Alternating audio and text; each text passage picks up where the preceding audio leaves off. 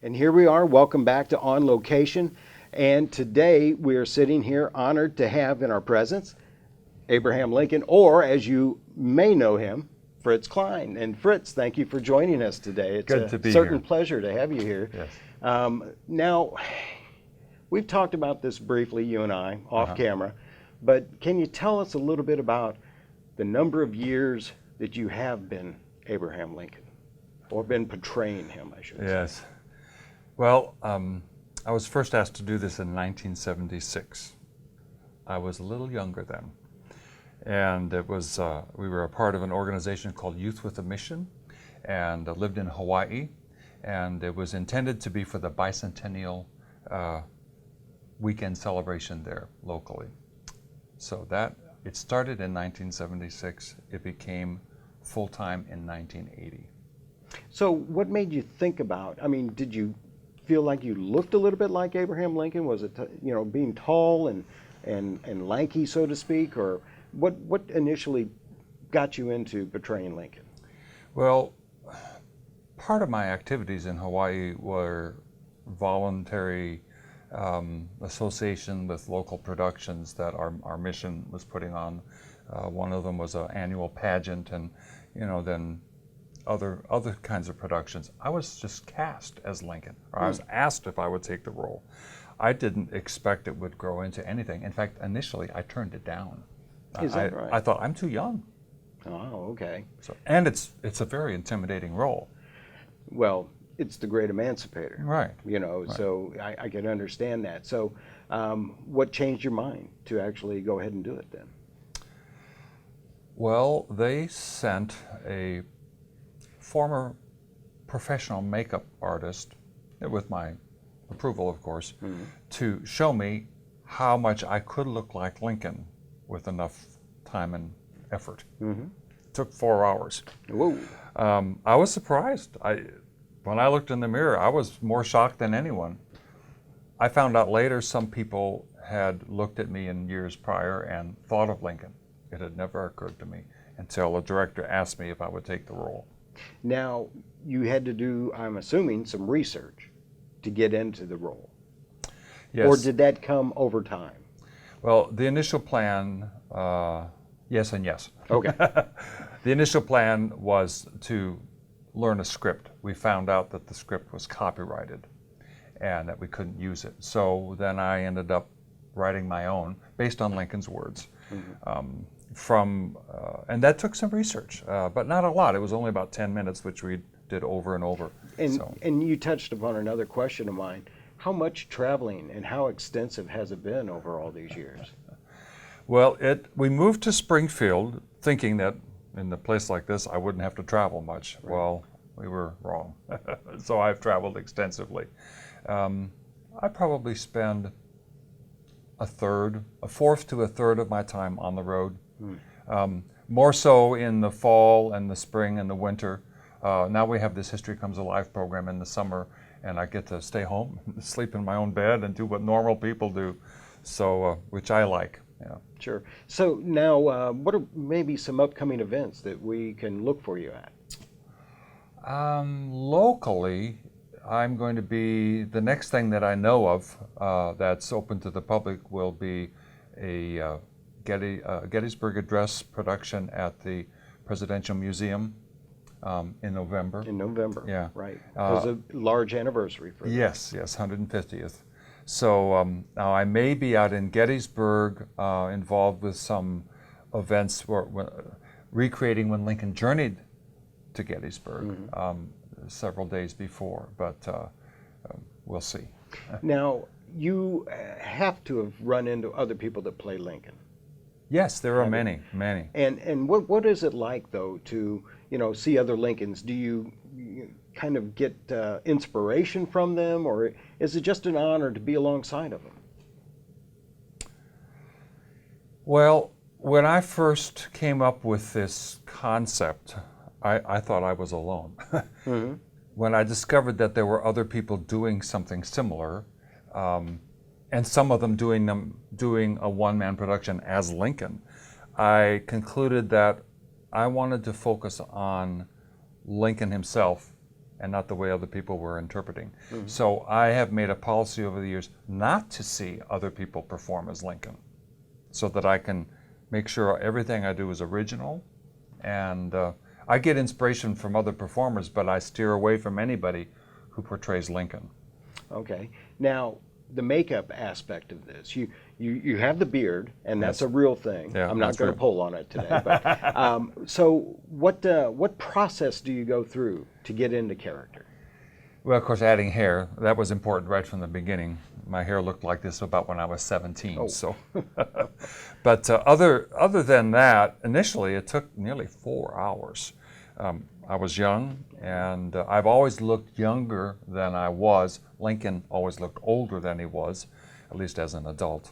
So initially it took 4 hours, but it doesn't take me that long anymore. I can do the essential makeup in about 20 minutes. I give myself a full hour for makeup and dress, and things And the like costumes, where do they come from then?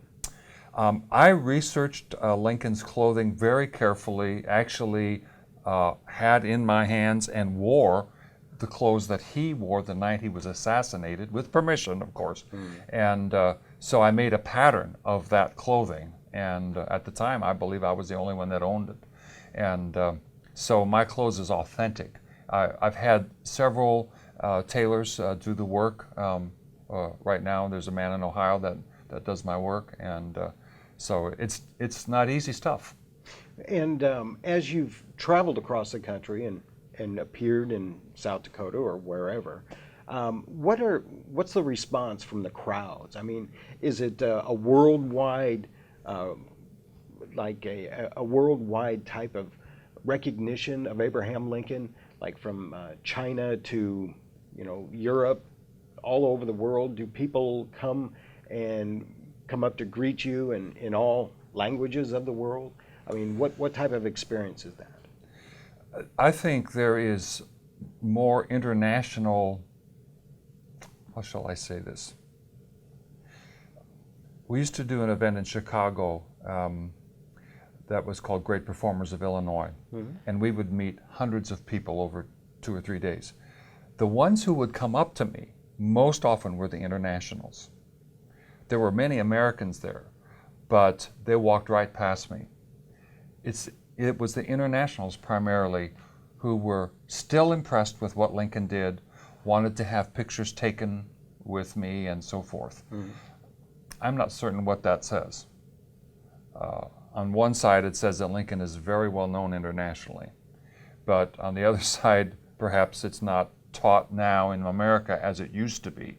There are still many people in America that love Lincoln, but he certainly has perhaps more international recognition than any other American in history. Well, it's certainly a pleasure. Now, here recently, we saw you on Larry the Cable Guy.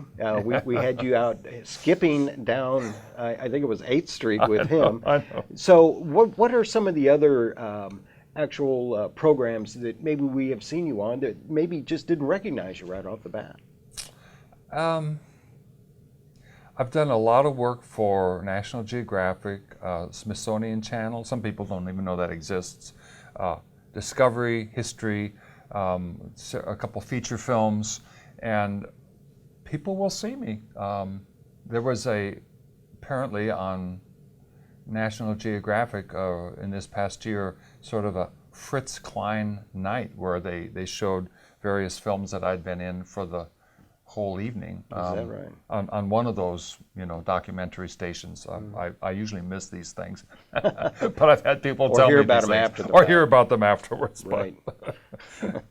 Well, I appreciate you coming by and taking time out from your busy schedule to come visit us, and have sincerely appreciated it. Now, one thing we will show after we finish our interview here is your farewell address that was at Lincoln Depot. And anything in particular you want to maybe talk about with that particular speech that you give there, and how often maybe do you give it there? Well, during the summer, I give it weekly as a part of the History Comes Alive program.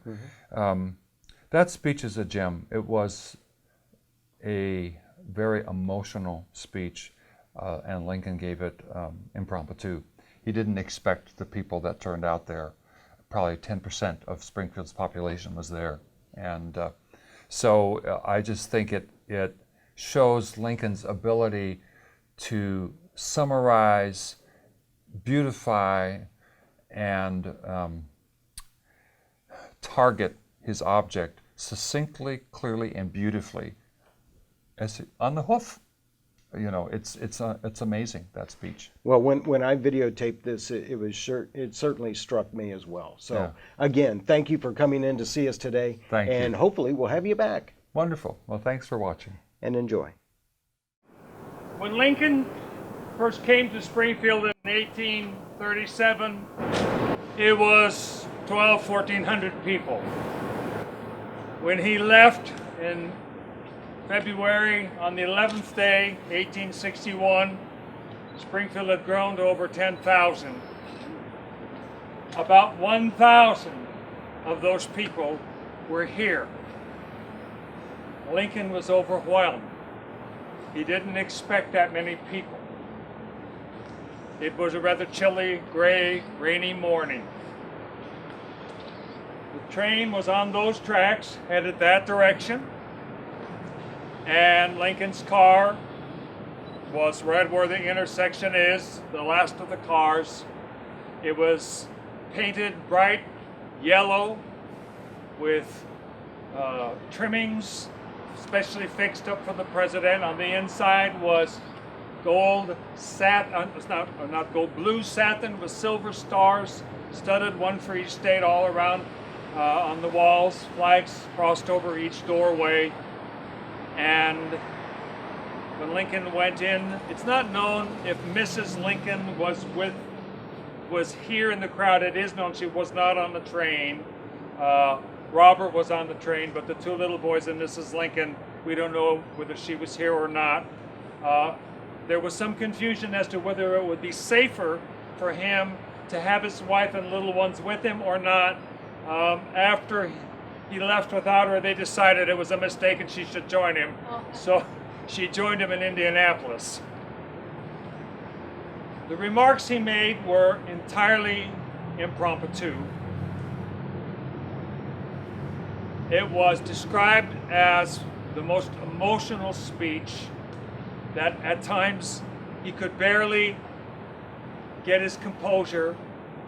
The description said his breast heaved with emotion and he struggled to maintain his composure.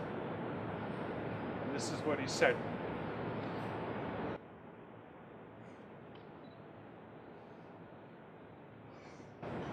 My friends,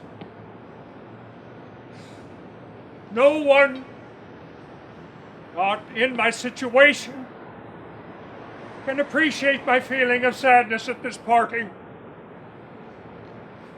To this place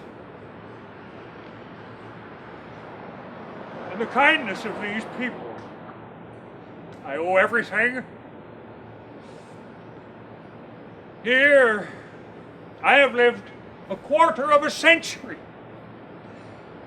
and have passed from a young to an old man. Here my children have been born, and one is buried. I now leave, not knowing when or whether ever I may return, with a task before me greater than that which rested upon Washington. Without the aid of that divine being, whoever attended him, I cannot succeed. With that aid, I cannot fail. Trusting in him, who can go with me and remain with you and be everywhere for good, let us confidently hope that all will yet be well. To his care commending you, as I trust in your prayers you will commend me, I bid you an affectionate farewell.